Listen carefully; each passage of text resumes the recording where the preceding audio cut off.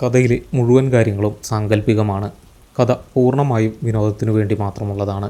Channel ഒരു വിധത്തിലുള്ള അന്ധവിശ്വാസത്തെയും പ്രോത്സാഹിപ്പിക്കുന്നില്ല. മരിച്ചുപോയ ഒരാളുടെ ശബ്ദം ഫോണിലൂടെ കേട്ടിട്ടുണ്ടോ? ഞാൻ കേട്ടിട്ടുണ്ട്. അതും എൻ്റെ പേര് വിളിക്കുന്നത്. ആ രാത്രി മുതൽ എനിക്ക് ഇരുട്ടിനെ ഭയമാണ്. പ്രത്യേകിച്ച് മഴയുള്ള രാത്രികളെ. കണ്ണടയ്ക്കുമ്പോൾ ഇപ്പോഴും ആ പഴയ ഇരുമ്പ് ഗേറ്റിൻ്റെ ശബ്ദം ഞാൻ കേൾക്കും. പിന്നെ എപ്പോഴോ പുറത്തു വീഴുന്ന ഒരു വലിയ ശബ്ദവും.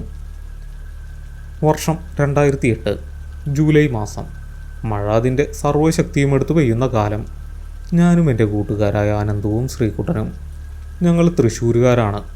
ഡിപ്ലോമ പഠിക്കാൻ വേണ്ടിയാണ് ഞങ്ങൾ കോഴിക്കോട്ടെത്തുന്നത്. ആ കോഴ്സ് അവിടെ മാത്രമേ ഉണ്ടായിരുന്നുള്ളൂ. കോഴിക്കോട് ഞങ്ങൾക്കൊരു പുതിയ ലോകമായിരുന്നു. അവിടുത്തെ ഭാഷ, ഭക്ഷണം, ആളുകൾ എല്ലാം ഞങ്ങൾക്ക് അപരിചിതം. അഡ്മിഷൻ എടുക്കാൻ ചെന്ന ദിവസമാണ് എല്ലാം തുടങ്ങുന്നത്. വലിയൊരു ക്യാമ്പസ്, ഒരുപാട് ആളുകൾ. ഞങ്ങൾ ക്യൂവിൽ നിൽക്കുകയായിരുന്നു.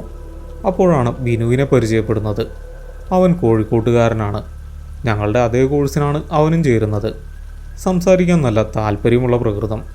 ക്യൂവിൽ നിൽക്കുമ്പോഴുള്ള ബോറടി മാറ്റാൻ അവൻ്റെ സംസാരം സഹായിച്ചു. അഡ്മിഷൻ പരിപാടികൾ കഴിയാൻ കുറേ സമയമെടുത്തു. സർട്ടിഫിക്കറ്റ് വെരിഫിക്കേഷൻ, ഫീസ് അടയ്ക്കൽ, അങ്ങനെ പലതും. ആ സമയം മുഴുവൻ ഞങ്ങൾ 4 പേരും ഒന്നിച്ചായിരുന്നു. ബിനു ഞങ്ങളോട് കോഴിക്കോടിനെക്കുറിച്ച് കുറേ കാര്യങ്ങൾ പറഞ്ഞു. എവിടെയാണ് നല്ല ഭക്ഷണം കിട്ടുക, എവിടെയൊക്കെ കറങ്ങാൻ പോകാം, അങ്ങനെ പലതും. ചുരുങ്ങിയ സമയം കൊണ്ട് ഞങ്ങൾ നല്ല കൂട്ടുകാരായി. പിരിയുമ്പോൾ പരസ്പരം ഫോൺ നമ്പറുകൾ കൈമാറാനും ഞങ്ങൾ മറന്നില്ല. എന്തായാലും കോഴ്സ് തുടങ്ങുമ്പോൾ കാണാം. ഞാൻ ഹോസ്റ്റലിൽ തന്നെ കാണും, ബിനു പറഞ്ഞു. ഞങ്ങളും ഹോസ്റ്റലിലേക്കാണ് വരുന്നതെന്ന് അവനോട് പറഞ്ഞു. ആ പഴയ ബിൽഡിങ്ങിലാണോ? അവൻ ചോദിച്ചു. അതെ, അവിടെയാണ് റൂം ശരിയാക്കിയിട്ടുള്ളത്. ഞാൻ മറുപടി പറഞ്ഞു. നല്ലതാ, നമുക്ക് ഒരുമിച്ച് നിൽക്കാം, അവൻ ചിരിച്ചുകൊണ്ട് പറഞ്ഞു. അഡ്മിഷൻ കഴിഞ്ഞ് ഞങ്ങൾ തൃശ്ശൂരിലേക്ക് മടങ്ങി. കുറച്ച് ദിവസങ്ങൾക്ക് ശേഷമായിരുന്നു ക്ലാസ് തുടങ്ങുന്നത്. ക്ലാസ് തുടങ്ങുന്നതിൻ്റെ തലേ ദിവസം തന്നെ ഹോസ്റ്റലിലെത്താൻ ഞങ്ങൾ തീരുമാനിച്ചു. വൈകുന്നേരം ഞങ്ങൾ തൃശ്ശൂരിൽ നിന്നും ബസ് കയറി. 3 പേരുടെ പക്കലും അത്യാവശ്യം വലിയ ബാഗുകളുണ്ടായിരുന്നു. യാത്രക്കിടയിലാണ് മഴ തുടങ്ങിയത്. ചെറിയൊരു ചാറ്റൽ മഴയിൽ തുടങ്ങി, പിന്നെ വലിയൊരു പേമാരിയായി അത് മാറി. ബസ് കോഴിക്കോടിനടുത്തെത്തിയപ്പോൾ മഴയുടെ ശക്തി കൂടി. പെട്ടെന്ന് ബസ് നിന്നു. മുന്നിൽ വലിയൊരു ട്രാഫിക് ബ്ലോക്ക്. കുറേ കഴിഞ്ഞിട്ടും വണ്ടികൾ മുന്നോട്ട് നീങ്ങുന്നില്ല. കണ്ടക്ടർ പോയി അന്വേഷിച്ചപ്പോഴാണ് കാര്യം അറിഞ്ഞത്. മുന്നിൽ വലിയൊരു മരം കടപുഴകി വീണിരിക്കുന്നു. റോഡ് പൂർണ്ണമായും ബ്ലോക്കാണ്. മരം മുറിച്ചു മാറ്റാതെ പോകാൻ കഴിയില്ല. അതിന് മണിക്കൂറുകളെടുക്കും. ബസ് വേറൊരു വഴിയിലൂടെ തിരിച്ചു വിട്ടു. ഞങ്ങൾക്ക് എങ്ങോട്ടാണ് പോകേണ്ടതെന്ന് കണ്ടക്ടറോട് പറഞ്ഞു. നിങ്ങൾക്ക് പോകേണ്ട സ്ഥലത്തു കൂടി ഈ ബസ് പോകില്ല. ഇതിലേ പോയാൽ കുറച്ച് മാറിയേ നിർത്താൻ പറ്റൂ. അവിടെ നിന്നും നടക്കേണ്ടി വരും, കണ്ടക്ടർ പറഞ്ഞു. ഞങ്ങൾക്ക് വേറെ വഴിയില്ലായിരുന്നു. ഞങ്ങൾ ബസ്സിൽ നിന്നും ഇറങ്ങുമ്പോൾ രാത്രി 9:30 കഴിഞ്ഞിരുന്നു. പരിചയമില്ലാത്തൊരു കവല. റോഡിൽ ആരുമില്ല. കടകളെല്ലാം അടച്ചിരുന്നു. നല്ല മഴ. കൂടെയുണ്ടായിട്ടും കാറ്റിൽ മഴവെള്ളം ദേഹത്തേക്ക് തെറിക്കുന്നുണ്ടായിരുന്നു. വഴിവിളക്കുകൾ മിക്കതും കത്തുന്നില്ല. ഗൂഗിൾ മാപ്പ് ഒന്നും ഇല്ലാത്ത കാലമാണ്. ആരോടെങ്കിലും വഴി ചോദിക്കാമെന്ന് വെച്ചാൽ ഒരൊറ്റ മനുഷ്യനെ പോലും അവിടെയെങ്ങും കാണാനുമില്ല. അപ്പോഴാണ് എനിക്ക് ബിനുവിൻ്റെ കാര്യം ഓർമ്മ വന്നത്. അവൻ കോഴിക്കോട്ടുകാരനല്ലേ, വഴി ചോദിക്കാമല്ലോ. ഞാൻ ഫോൺ എടുത്തു. ഭാഗ്യത്തിന് റേഞ്ച് ഉണ്ടായിരുന്നു. ഞാൻ അവൻ്റെ നമ്പറിലേക്ക് വിളിച്ചു. ആദ്യത്തെ കുറച്ച് തവണ റിങ് ചെയ്തെങ്കിലും അവൻ ഫോൺ എടുത്തില്ല. ഞാൻ വീണ്ടും വിളിച്ചു. ഇത്തവണ അവൻ കോൾ അറ്റൻഡ് ചെയ്തു. ഹലോ ബിനു, ഞാൻ പറഞ്ഞു. പറയ് ഹരി, നിങ്ങളെത്തിയോ? ഫോണിലൂടെ അവൻ്റെ ശബ്ദം വളരെ വ്യക്തമായി കേൾക്കാമായിരുന്നു. എത്തി, പക്ഷേ ബസ് വേറെ വഴിയിലാണ് വന്നത്. ഞങ്ങൾക്കൊരു കവലയിലാണ് ഇറങ്ങേണ്ടി വന്നത്. ഇവിടുന്ന് ഹോസ്റ്റലിലേക്ക് എങ്ങനെയാണ് പോവുക എന്ന് ഒരു പിടിയും കിട്ടുന്നില്ല, ഞാൻ പറഞ്ഞു. ഞങ്ങൾ നിൽക്കുന്ന സ്ഥലത്തെ അടയാളങ്ങൾ അവനോട് പറഞ്ഞു. ഒരു പഴയ ബേക്കറിയുടെ ബോർഡ്, പിന്നെ ഒരു വലിയ മരം.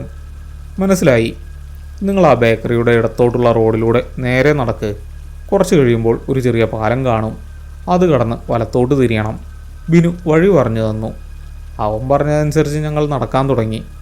വലിയ ബാഗുകൾ ചുമന്ന് മഴയത്ത് നടക്കുന്നത് നല്ല ബുദ്ധിമുട്ടായിരുന്നു. അനന്തവും ശ്രീകുട്ടനും എന്തൊക്കെയോ പിറുപിറുക്കുന്നുണ്ടായിരുന്നു. ബിനു പറഞ്ഞതുപോലെ ഞങ്ങളൊരു ചെറിയ പാലം കടന്ന് വലത്തോട്ട് തിരിഞ്ഞു. അവിടെ ഒരു നീണ്ട ഇരുണ്ട റോഡായിരുന്നു. വഴിവിളക്കുകൾ തീരെയില്ല. ദൂരെ ഒരു ലൈറ്റ് മാത്രം അവ്യക്തമായി കാണാമായിരുന്നു. ഞങ്ങൾ വീണ്ടും നടന്നു. ആ ലൈറ്റിൻ്റെ വെളിച്ചത്തിലേക്ക് ഞങ്ങൾ അടുക്കും തോറും അവിടെ ഒരാൾ നിൽക്കുന്നത് ഞങ്ങൾ കണ്ടു. കുടയൊന്നും ചൂടിയിരുന്നില്ല. മഴയത്ത് വെറുതെ നിൽക്കുകയാണ്. ഞങ്ങൾ കുറച്ചുകൂടി അടുത്തേക്ക് ചെന്നു. അത് ബിനു ആയിരുന്നു. അവൻ്റെ കയ്യിൽ ഫോണുണ്ടായിരുന്നു. അവൻ ഫോണിലേക്ക് നോക്കി എന്തോ ചെയ്തുകൊണ്ടിരിക്കുകയായിരുന്നു. ബിനു, ഞാൻ വിളിച്ചു. അവൻ തല ഉയർത്തി നോക്കി. ഞങ്ങളെ കണ്ടപ്പോൾ അവനൊന്ന് പുഞ്ചിരിച്ചു. നിങ്ങൾ ഇത്രയും ലേറ്റാകുമെന്ന് കരുതിയില്ല, അവൻ പറഞ്ഞു. മഴ കാരണം റോഡ് ബ്ലോക്കായി, അതാ. അനന്ത് പറഞ്ഞു. വാ പോകാം, ഹോസ്റ്റലിലേക്ക് ഉടന്ന് കുറച്ചുകൂടി നടക്കാനുണ്ട്, ബിനു പറഞ്ഞു. അവൻ ഞങ്ങളുടെ കൂടെ നടക്കാൻ തുടങ്ങി. ഞങ്ങൾ 4 പേരും കൂടി ആ ഇരുണ്ട റോഡിലൂടെ നടന്നു. മഴയുടെ ശക്തി അല്പം കുറഞ്ഞിരുന്നു, എങ്കിലും തണുത്ത കാറ്റ് വീശുന്നുണ്ടായിരുന്നു. നടക്കുമ്പോൾ ബിനു ഒന്നും സംസാരിക്കുന്നുണ്ടായിരുന്നില്ല. അവൻ വല്ലാതെ നിശബ്ദനായിരുന്നു. അഡ്മിഷൻ സമയത്ത് കണ്ട ബിനു ആയിരുന്നില്ല അത്. എന്തോ ഒരു വിഷമം അവൻ്റെ മുഖത്തുണ്ടായിരുന്നു. എന്താടാ നീ ഒന്നും മിണ്ടാത്തത്? എങ്ങനെയുണ്ട് ഹോസ്റ്റൽ? ശ്രീകുട്ടൻ ചോദിച്ചു. കുഴപ്പമില്ല, അവൻ ചുരുങ്ങിയ വാക്കിൽ മറുപടി പറഞ്ഞു. അവൻ്റെ ശബ്ദത്തിൽ വല്ലാത്തൊരു ക്ഷീണമുണ്ടായിരുന്നു. ഞങ്ങൾ ഹോസ്റ്റലിൻ്റെ മുന്നിലെത്തി. വലിയൊരു കോമ്പൗണ്ട് വാതിൽ. അതിനുള്ളിലായി പഴയൊരു 3 നില കെട്ടിടം. സമയം 10 മണിയായിരുന്നു. ഗേറ്റിൽ സെക്യൂരിറ്റി എങ്ങും കാണുന്നുണ്ടായിരുന്നില്ല. സെക്യൂരിറ്റി ക്യാബിനിൽ വെളിച്ചവുമില്ല. ഗേറ്റ് തുറന്നിട്ടുണ്ടോ? ഞാൻ ചോദിച്ചു. ബിനു ഒന്നും പറഞ്ഞില്ല. അവൻ ഗേറ്റിനടുത്തേക്ക് പോയി അത് തള്ളി തുറന്നു. ഞങ്ങൾ ഗേറ്റ് കടന്ന് അകത്തേക്ക് കയറി. വലിയൊരു മുറ്റമാണ് മുന്നിൽ. മഴവെള്ളം കെട്ടി നിൽക്കുന്നുണ്ട്. കെട്ടിടത്തിലേക്ക് നോക്കിയ ഞങ്ങൾ 3 പേരും ഒന്ന് അമ്പരന്നു പോയി. ആ 3 നില കെട്ടിടത്തിൽ ഒരൊറ്റ മുറിയിൽ പോലും വെളിച്ചമുണ്ടായിരുന്നില്ല. കെട്ടിടം മുഴുവൻ ഊരിരുട്ടിൽ മുങ്ങി നിൽക്കുകയായിരുന്നു. ഇതെന്താ ഇവിടെയൊന്നും ലൈറ്റ് ഇല്ലാത്തത്? അനന്ത് ചോദിച്ചു. അഡ്മിഷൻ സമയത്ത് പറഞ്ഞിരുന്നില്ലേ വാർഡൻ ഭയങ്കര സ്ട്രിക്റ്റ് ആണെന്ന്. 10 മണി കഴിഞ്ഞാൽ ലൈറ്റൊക്കെ ഓഫ് ചെയ്യണമെന്നൊരു റൂളുണ്ടെന്ന് ഞാൻ കേട്ടിരുന്നു, ഞാൻ പറഞ്ഞു. എങ്കിലും ഒരു കോമൺ ലൈറ്റെങ്കിലും കാണണ്ടേ? ഇത്രയും വലിയ ബിൽഡിങ്ങിൽ ഒരു ലൈറ്റ് പോലും ഇല്ലാത്തത് വല്ലാത്തൊരു ഏർപ്പാടാണ്, ശ്രീകുട്ടൻ പറഞ്ഞു. ഞങ്ങൾക്ക് വാർഡനെ എങ്ങനെ ഫേസ് ചെയ്യുമെന്നൊരു പേടിയുണ്ടായിരുന്നു. ആദ്യത്തെ ദിവസം തന്നെ ഇത്രയും ലേറ്റായി. വാർഡൻ എന്തായിരിക്കും പറയുക എന്നോർത്ത് ഞങ്ങൾ 3 പേർക്കും നല്ല ടെൻഷനുണ്ടായിരുന്നു. കെട്ടിടത്തിൻ്റെ പ്രധാന വാതിലിനടുത്തേക്ക് ഞങ്ങൾ നടന്നു. വലിയൊരു തടി കൊണ്ടുള്ള വാതിൽ. അത് പാതി ചാരിയ നിലയിലായിരുന്നു. അകത്ത് കനത്ത ഇരുട്ടാണ്. ഞങ്ങൾ വാതിലിനടുത്തെത്തി. ബിനു ഞങ്ങൾക്ക് മുന്നിലായിരുന്നു. അവൻ പെട്ടെന്ന് നിന്ന് ഞങ്ങളെ തിരിഞ്ഞു നോക്കി. അവൻ്റെ മുഖം ആ ഇരുട്ടിലും എനിക്ക് കാണാമായിരുന്നു. എന്തോ പറയാൻ ശ്രമിക്കുന്നത് പോലെ അവൻ്റെ ചുണ്ടുകൾ അനങ്ങി. പക്ഷെ ശബ്ദമൊന്നും പുറത്തു വന്നില്ല. അവൻ പതുക്കെ ആ വാതിൽ തള്ളി തുറന്നു. വീണ്ടും ആ പഴയ ശബ്ദം. ഞങ്ങൾ 4 പേരും ആ കെട്ടിടത്തിനുള്ളിലേക്ക് കയറി. വലിയൊരു ഹാളിലേക്കാണ് ഞങ്ങളെത്തിയത്. അവിടെയും ഇരുട്ട് തന്നെ. ജനലിലൂടെ വരുന്ന വെളിച്ചത്തിൽ ഹാളിലെ കുറച്ച് ഭാഗങ്ങൾ അവ്യക്തമായി കാണാമായിരുന്നു. അകത്ത് കയറിയതും വല്ലാത്തൊരു തണുപ്പ് അനുഭവപ്പെട്ടു. പുറത്തെ തണുപ്പിനേക്കാൾ കൂടുതലായിരുന്നു അത്. ഒരു പഴയ കെട്ടിടത്തിൻ്റെ പൂപ്പലിൻ്റെ മണം അവിടെയാകെ നിറഞ്ഞു നിന്നിരുന്നു. ഞങ്ങൾ ബാഗുകൾ താഴെ വെച്ചു. ബിനു, ആ വാർഡൻ്റെ റൂം എവിടെയാണെന്നറിയാമോ? ഞാൻ തിരിഞ്ഞു നോക്കി ചോദിച്ചു. ഒരു മറുപടിയും വന്നില്ല. ഞാൻ വീണ്ടും ചോദിച്ചു. ഇല്ല, ആരുമില്ല. തൊട്ടു പിന്നിൽ നടന്നിരുന്ന ബിനുവിനെ അവിടെ എങ്ങും കാണാനില്ലായിരുന്നു. ഞാനും അനന്തവും പുറത്തേക്കിറങ്ങി നോക്കി. മുറ്റത്തും അവനില്ല, ഇരുട്ടു മാത്രം. അവനെവിടെ പോയി? ശ്രീകുട്ടൻ ചോദിച്ചു. അറിയില്ല, അവനിവിടെ തന്നെ ഉണ്ടായിരുന്നല്ലോ, ഞാൻ പറഞ്ഞു. ഞങ്ങൾക്ക് ഒന്നും മനസ്സിലായില്ല. അവൻ വാർഡൻ്റെ റൂമിലേക്ക് പോയതാണോ? ഞങ്ങൾ കുഴപ്പത്തിലായി. വാർഡനെ കാണാതെ ഞങ്ങൾക്ക് റൂമിൽ പോകാൻ കഴിയില്ല. നീ അവനെ ഒന്ന് ഫോൺ ചെയ്ത് നോക്ക്, അനന്തു എന്നോട് പറഞ്ഞു. ഞാൻ ഫോൺ എടുത്ത് അവൻ്റെ നമ്പറിലേക്ക് വിളിച്ചു. റേഞ്ച് ഉണ്ടായിരുന്നു. ഫോൺ റിങ് ചെയ്യാൻ തുടങ്ങി. പക്ഷേ പെട്ടെന്ന് എൻ്റെ ഫോൺ ഓഫായി. ഞാൻ ഫോൺ ഓൺ ചെയ്യാൻ ശ്രമിച്ചു. ഇല്ല, ഓൺ ആവുന്നില്ല. എൻ്റെ ഫോൺ ഓഫായി. ചാർജ് ഉണ്ടായിരുന്നതാണ്, ഞാൻ പറഞ്ഞു. ഞാൻ വിളിച്ചു നോക്കട്ടെ, ശ്രീകുട്ടൻ പറഞ്ഞു. അവൻ ഫോൺ എടുത്ത് വിളിക്കാൻ ശ്രമിച്ചു. ഏതാനും നിമിഷങ്ങൾ കഴിഞ്ഞപ്പോൾ അവൻ്റെ മുഖത്തൊരു അമ്പരപ്പ് നിറഞ്ഞു. എൻ്റെ ഫോണും ഓഫായി. ബാറ്ററി ഫുള്ളുണ്ടായിരുന്നതാ, അവൻ പറഞ്ഞു. അനന്ത് പെട്ടെന്ന് അവൻ്റെ ഫോൺ എടുത്തു. അവൻ്റെ ഫോണിൻ്റെ സ്ക്രീനിൽ ലൈറ്റ് ഉണ്ടായിരുന്നു. പക്ഷേ അവൻ നോക്കിക്കൊണ്ടിരിക്കെ ആ സ്ക്രീനും ഓഫായി. ഞങ്ങൾ 3 പേരും പരസ്പരം നോക്കി. 3 പേരുടെയും ഫോണുകൾ ഒരേ സമയം ഓഫായിരിക്കുന്നു. അത് വെറും ഒരു യാദൃശ്ചികതയാണെന്ന് കരുതാൻ ഞങ്ങൾക്ക് കഴിഞ്ഞില്ല. എന്തോ ഒരു പ്രശ്നമുണ്ടെന്ന് ഞങ്ങൾക്ക് മനസ്സിലായി തുടങ്ങിയിരുന്നു. പെട്ടെന്ന് ആ ഹാളിൽ വലിയൊരു ശബ്ദം മുഴങ്ങി. ആ ചാരിയ വാതിൽ കാറ്റിലടഞ്ഞതായിരുന്നു. ഞങ്ങൾ ഞെട്ടിപ്പോയി. അനന്തു ഓടിച്ചെന്ന് ആ വാതിൽ തുറക്കാൻ ശ്രമിച്ചു. അവൻ അതിൽ പിടിച്ച് ആഞ്ഞു വലിച്ചു. പക്ഷെ അത് തുറന്നില്ല. എടാ, തുറക്കുന്നില്ല, അവൻ പറഞ്ഞു. ഞാനും ശ്രീകുട്ടനും ചെന്ന് വാതിൽ തുറക്കാൻ ശ്രമിച്ചു. ഞങ്ങൾ 3 പേരും കൂടി വലിച്ചിട്ടും ആ വാതിൽ ഒരിഞ്ച് പോലും അനങ്ങിയില്ല. ഞങ്ങൾ ആ കെട്ടിടത്തിനുള്ളിൽ കുടുങ്ങിപ്പോയി. കൂരിരുട്ടിൽ, വെളിച്ചമില്ലാതെ. ആ നിമിഷം എൻ്റെ മനസ്സിലൂടെ ഒരു വല്ലാത്ത ഭയം മരിച്ചിറങ്ങി. ഇത് സാധാരണ ഒരു ഹോസ്റ്റലല്ലെന്ന് എൻ്റെ മനസ്സെന്നോട് പറയുന്നുണ്ടായിരുന്നു. ഞാൻ ആ തടിവാതിലിൽ ആഞ്ഞടിച്ചു. അനന്തവും ശ്രീകുട്ടനും എൻ്റെ കൂടെ കൂടി. ഞങ്ങൾ 3 പേരും സർവ്വശക്തിയും എടുത്ത് ആ വാതിലിലിടിച്ചു. ബിനു, ബിനു, അനന്തു ഉറക്കെ വിളിച്ചു. വാർഡൻ സാർ, ആരെങ്കിലും ഉണ്ടോ? ഞാൻ അലറി. പുറത്ത് മഴയുടെ ഇരമ്പൽ മാത്രം. എൻ്റെ ശബ്ദം ആ വലിയ ഹാളിൽ പ്രതിധ്വനിച്ചു. ആ പ്രതിധ്വനി കേട്ടപ്പോൾ എനിക്ക് തന്നെ പേടി തോന്നി. കൈപ്പത്തി വേദനിക്കുന്നതുവരെ ഞങ്ങൾ ആ വാതിലിൽ അടിച്ചു. പക്ഷേ ഒരു കാര്യവുമില്ലായിരുന്നു. പുറത്തുനിന്നും ആരോ വലിയൊരു ഇരുമ്പ് സാക്ഷയിട്ട് പൂട്ടിയതുപോലെ ആ വാതിൽ ഉറച്ചു നിന്നു. ഞങ്ങൾ കിതച്ചുകൊണ്ട് പിന്മാറി. തണുപ്പ് വല്ലാതെ കൂടുന്നതുപോലെ എനിക്ക് തോന്നി. ശ്രീകുട്ടൻ നിലത്തിരുന്ന് കിതയ്ക്കുന്നുണ്ടായിരുന്നു. അനന്തുവിൻ്റെ ശ്വാസോച്ഛ്വാസത്തിൻ്റെ ശബ്ദം എനിക്ക് വ്യക്തമായി കേൾക്കാം. എന്താടാ ഇത്? അവൻ എങ്ങോട്ട് പോയി? അനന്തുവിൻ്റെ ശബ്ദം വിറയ്ക്കുന്നുണ്ടായിരുന്നു. അറിയില്ല, അവൻ നമ്മുടെ മുന്നിലൂടെയല്ലേ കയറിയത്. ഇതിനകത്ത് തന്നെ കാണും, ഞാൻ പറഞ്ഞു. പക്ഷേ എൻ്റെ വാക്കുകളിൽ എനിക്ക് തന്നെ വിശ്വാസമില്ലായിരുന്നു. കണ്ണുകൾ ഇരുട്ടിനോട് പതുക്കെ പൊരുത്തപ്പെട്ടു തുടങ്ങി. മിന്നൽ വെളിച്ചം ജനലിലൂടെ ഉള്ളിലേക്ക് വീഴുന്നുണ്ട്. ആ വെളിച്ചത്തിൽ ഞാൻ ചുറ്റുമൊന്ന് നോക്കി. വലിയൊരു ഹാളാണ്. വലതുവശത്തായി മുകളിലേക്ക് പോകുന്ന ഒരു മരഗോവണി മിന്നലിൻ്റെ വെളിച്ചത്തിൽ ഞങ്ങൾ കണ്ടു. അതിൻ്റെ കൈവരികൾ പലതും ഒടിഞ്ഞു തൂങ്ങിക്കിടക്കുകയാണ്. ഹാളിൻ്റെ ഒരു മൂലയിൽ കുറച്ച് പൊട്ടിയ കസാരകൾ കൂട്ടിയിട്ടിരിക്കുന്നു. ചുമരുകളിൽ പലയിടത്തും പ്ലാസ്റ്റർ അടർന്നു വീണിട്ടുണ്ട്. അവിടെയെല്ലാം നനവ് പടർന്നിരിക്കുന്നു. ഒരു പഴയ കെട്ടിടത്തിൻ്റെ എല്ലാ ലക്ഷണങ്ങളും അവിടെ ഉണ്ടായിരുന്നു. പെട്ടെന്ന് എൻ്റെ നോട്ടം താഴെ തറയിലേക്ക് പോയി. അപ്പോഴാണ് ഞാൻ ആ കാഴ്ച ശ്രദ്ധിച്ചത്. തറയിൽ കട്ടിയായി പൊടി കിടക്കുന്നുണ്ടായിരുന്നു. കുറഞ്ഞത് മാസങ്ങളായി ആരും ആ വഴി നടന്നിട്ടില്ല എന്ന് ആ പൊടി കണ്ടാൽ മനസ്സിലാകും. ഞങ്ങൾ കയറി വന്ന വഴിയെ ചെളി പുരണ്ട കാൽപ്പാടുകൾ പതിഞ്ഞിട്ടുണ്ട്. ഞാൻ പതുക്കെ കുനിഞ്ഞ് ആ കാൽപ്പാടുകൾ ശ്രദ്ധിച്ചു. എൻ്റെ നെഞ്ചിടിപ്പ് കൂടി. ഞാൻ വിയർക്കാൻ തുടങ്ങി. തറയിൽ വെറും 3 ജോഡി കാൽപ്പാടുകൾ മാത്രമേ ഉണ്ടായിരുന്നുള്ളൂ. എൻ്റേത്, അനന്തുവിൻ്റേത്, ശ്രീകുട്ടൻ്റേത്.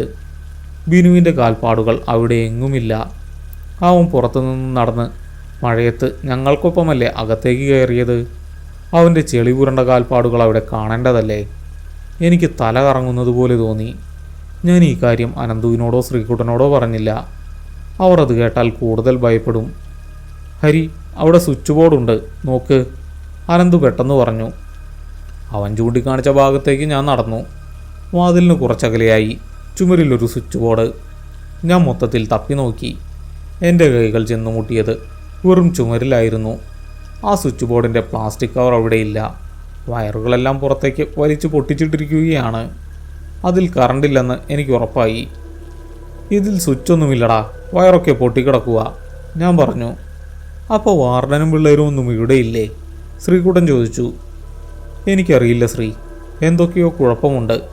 നമുക്ക് നേരം വെളുക്കുന്നതുവരെ ഇവിടെ എവിടെയെങ്കിലും ഇരിക്കാം. വെളിച്ചം വന്നാൽ നമുക്ക് എന്തെങ്കിലും ഒരു വഴി കണ്ടുപിടിക്കാം. ഞാൻ അവരെ ആശ്വസിപ്പിക്കാൻ ശ്രമിച്ചു.